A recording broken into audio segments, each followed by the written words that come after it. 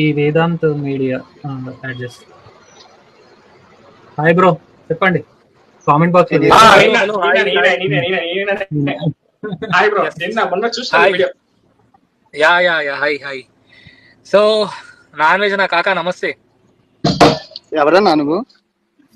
నా పేరు వేదాంత్ అన్న, నన్ను వేదాంత్ అంటారు. Vedant media YouTube channel.